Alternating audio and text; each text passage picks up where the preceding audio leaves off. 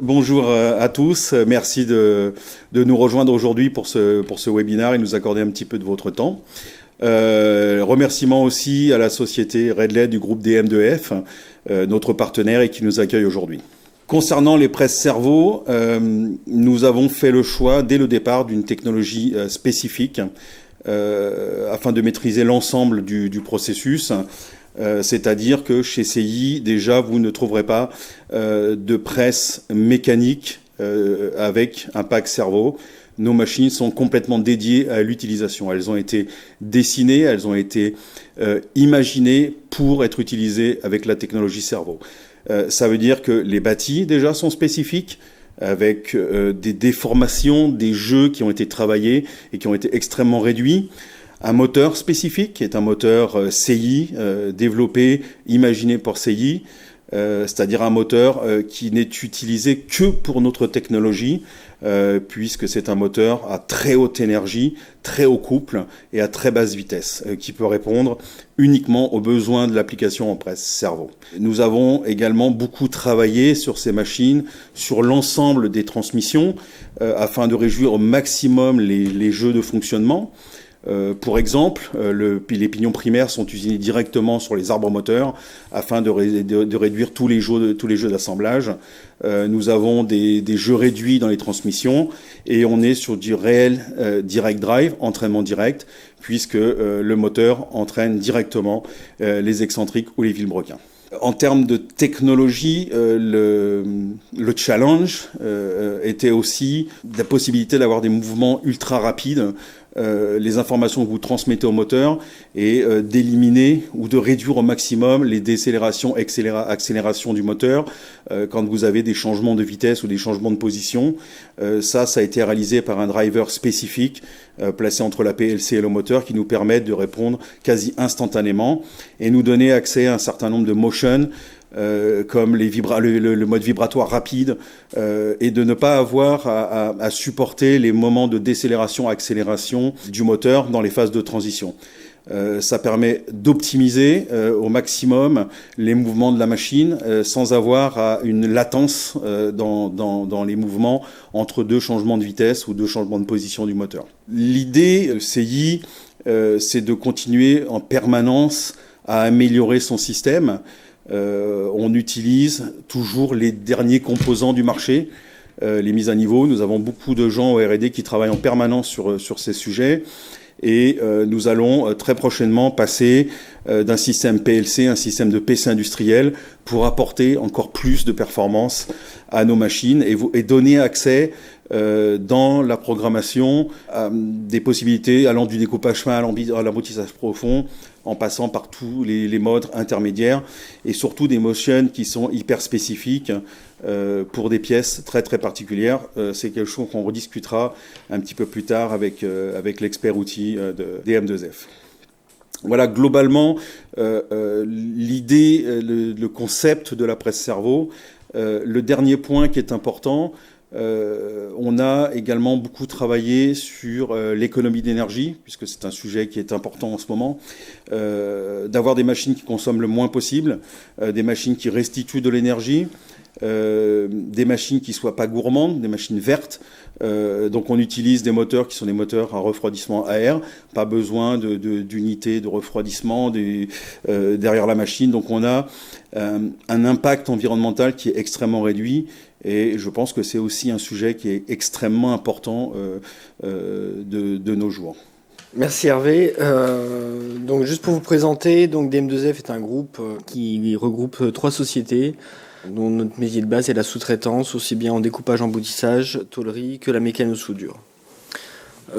C'est un groupe qui aujourd'hui fait à peu près 14,5 millions de chiffre d'affaires, une centaine d'employés, on transforme 5000 tonnes d'acier, on produit un peu plus de 100 millions de pièces sur 3 sites de production. Nos clients assez variés, secteur automobile, secteur électrotechnique, secteur du bâtiment, le nucléaire, et on a aussi des produits propres à travers 3 marques commerciales qui nous permettent d'utiliser aujourd'hui notre parc machine.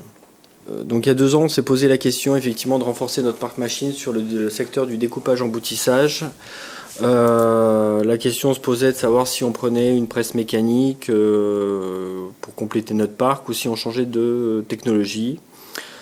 Et effectivement, on a opté pour une presse CI, une presse à technologie cerveau. Pourquoi on a fait ce choix? D'une part, on voulait une presse plutôt moderne, je dirais dans l'air du temps, d'une nouvelle technologie. On voulait aussi conquérir de nouveaux marchés, donc se rapprocher. Donc aujourd'hui, on sait que les pièces sont quand même de plus en plus complexes, des tolérances assez serrées. On a tendance à se rapprocher de plus en plus du découpage fin et la presse CI est une bonne alternative pour ce genre de presse. Parce que l'idée n'est pas de passer vraiment au découpage fin, mais de rester quand même dans notre cœur de métier. Et la presse CI nous permet de combler le gap. Une question de productivité aussi, comme l'a expliqué Hervé, donc la presse servomoteur permet d'optimisation des courbes de frappe, on va dire. Et compte tenu du volume aujourd'hui, puisqu'on a plutôt des moyennes et grandes séries, c'est qu'en termes de productivité, on est bien plus rapide que sur une presse mécanique. Et puis autre sujet, autre point important, c'est aussi la mise au point des outils est bien plus facile sur une presse à servomoteur que sur une presse mécanique. Donc voilà, on a vraiment opté pour cette presse-là. Et autre point qui nous a aussi qui nous a aussi fait acquérir cette machine l'année dernière, c'est le service qui est fourni par CI, où vous avez quand même un service après-vente qui est assez qualitatif. Et on a un accompagnement, je dirais, permanent quand on a des nouvelles problématiques ou quand on a besoin de conseils, ils sont présents. Donc ça, c'est important et c'est ce qui nous a fait aujourd'hui qui nous a fait choisir l'année dernière cette machine. Ça fait 1 an aujourd'hui qu'elle tourne et on en est plutôt grandement satisfait. Donc cette vidéo, elle était faite en 3 temps. On a fait des relevés sur une presse mécanique traditionnelle où l'outil travaillait depuis longtemps, jusqu'à atteindre en fait la limite de formabilité de la pièce. Ensuite, on a pris l'outil, on l'a monté sur la presse servo. On a fait une première optimisation en jouant sur les paramètres de course, les paramètres de vitesse. On a obtenu un premier résultat que vous allez voir. Et puis, fort de ce résultat, on a été un petit peu plus avant dans le paramétrage, en affinant encore les paramètres. Et on a obtenu des résultats qui sont vraiment probants et surprenants. On n'a rien modifié dans l'outil, bien entendu. Cette captation vidéo a été faite dans la même journée, juste le temps de démonter l'outil d'une presse à l'autre. Ce qui est important de comprendre dans cette vidéo, en fait, c'est que la vitesse de découpe dans la zone d'outil est la même, voire légèrement inférieure que sur la presse mécanique. Ça veut dire qu'on maintient la formabilité, on maintient la qualité dimensionnelle de la pièce en jouant sur l'ensemble des paramètres pour optimiser la performance et la productivité de l'outil. Voilà, je vous laisse juste regarder cette vidéo et puis on revient dessus juste après.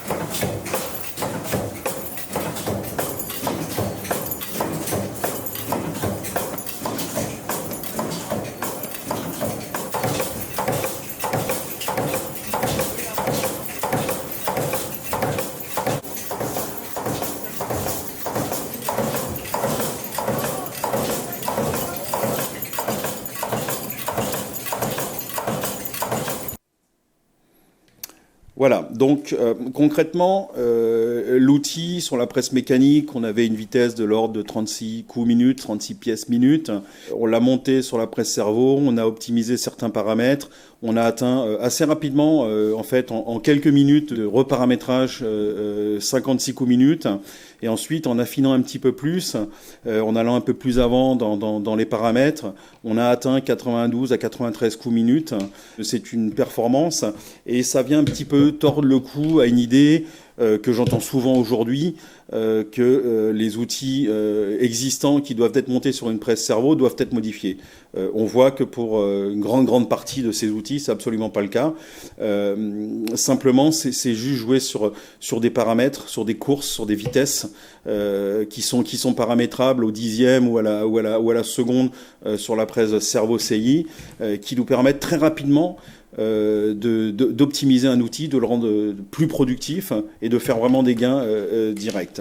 La deuxième vidéo qu'on va vous présenter, c'est une pièce qui a été un outil qui a été développé spécifiquement par Stéphane Verrière. Il va pouvoir nous en dire quelques mots avant de vous présenter la vidéo, et qui a priori a répondu à des contraintes d'emboutissage qui étaient un petit peu compliquées à résoudre par l'outil lui-même.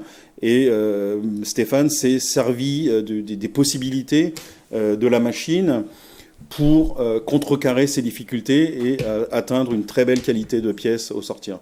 Stéphane, si tu veux nous en dire un petit peu plus. Alors déjà, je vais reprendre ce que tu as dit, Hervé. Nous, l'idée de départ, c'était on va rien révolutionner avec une presse cerveau pour nous par rapport aux outillages. C'est qu'on a adapté pendant 6 mois, ça fait un peu plus d'1 an maintenant que la presse est là, on a adapté des outillages existants. Donc ça concorde avec ce que disait Hervé. Il n'y a pas besoin d'outils spécifiques. Donc la politique, c'était ça. C'était comment dirais-je, que les gens s'adaptent à cette nouvelle technologie par rapport au réglage, par rapport au fait que ce soit du servomoteur, par rapport à plein de choses. Et il y a 6 mois en arrière, on a développé un nouvel outillage lié à l'emboutissage, où là, on est allé chercher la technologie du servomoteur. Donc ça, vous pourrez le voir à travers la vidéo qu'ils vont vous envoyer, et je pense que les techniciens comprendront ce qu'on veut dire.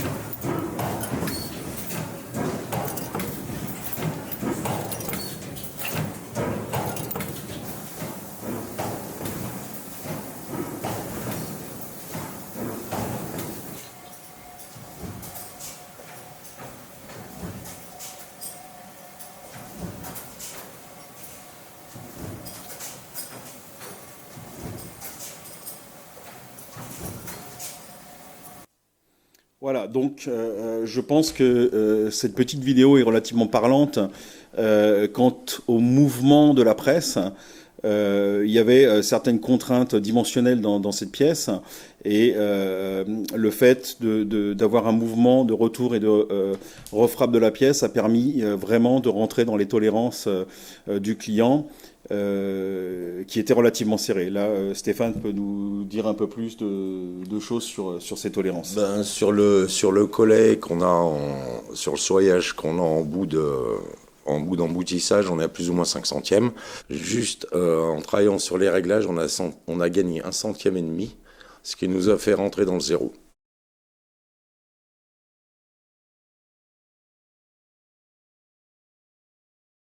« 90 kVA, ça peut couvrir une grande partie de la gamme de presse CI. À partir du moment où on stocke l'énergie, on stocke l'électricité dans les condensateurs de type humide, je précise, pour des questions de durée de vie, en fait, la machine ne vient pas chercher la ressource sur le network, mais prend sa ressource dans les condensateurs. Ce qui fait qu'en termes sur le réseau, il n'y a aucun pic tout est absorbé par la machine. Suivant les générations, leur parler de presse cerveau-moteur, il y a peut-être une appréhension, une vision différente. Mais ça allait très très vite. Hein. Nous, on l'a intégré, la presse, il y a 1 an. Au contraire, beaucoup plus facilement qu'une presse mécanique, voire une presse hydraulique, pardon. Je pense que c'est même plus simple. En fait, c'est même plus simple parce que c'est plus sécurisant par rapport au cycle d'une presse mécanique. Le système de programmation, on revient un petit peu à du conversationnel.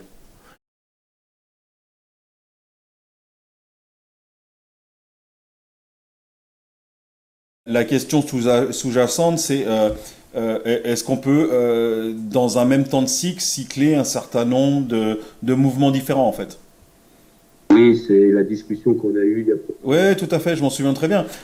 Globalement, ma réponse est oui, on sait cycler un certain nombre de mouvements. On peut commencer par un mouvement de découpe. Ce que tu appelles le séquentiel, je pense que c'est le mode de vibration.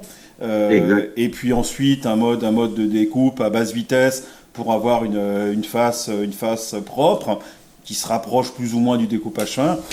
Ça, oui, en termes de paramétrage sur la machine, ça pose aucun problème.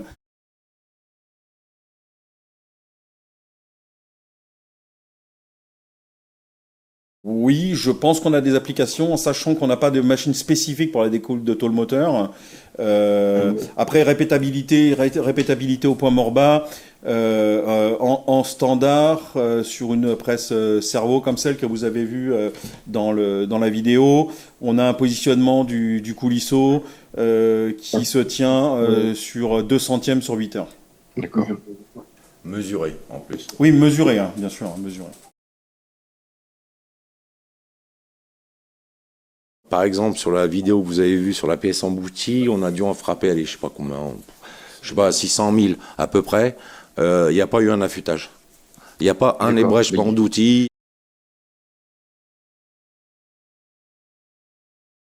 Il y a la maintenance traditionnelle. Alors, sur les moteurs CI, la maintenance, elle est relativement limitée. Il suffit juste de regarder au niveau des refroidissements si les ventilateurs fonctionnent bien. C'est une maintenance qui reste extrêmement simple. Après, l'entretien global de la machine, ça reste un entretien de presse que je qualifierais de mécanique, en fait. Après, on n'a plus que de la mécanique. Le reste est à peu près similaire. Après, dans le driver, c'est pareil. Là, plus spécifiquement chez CI, j'ai jamais entendu parler d'un problème de driver. Donc la maintenance reste relativement simple et souvent même un peu plus légère, puisqu'on emmène beaucoup moins de pièces mécaniques. À partir du moment où on supprime le volant d'inertie, l'embrayage et ainsi de suite, on a beaucoup moins de pièces d'usure en fait dans la chaîne de transmission.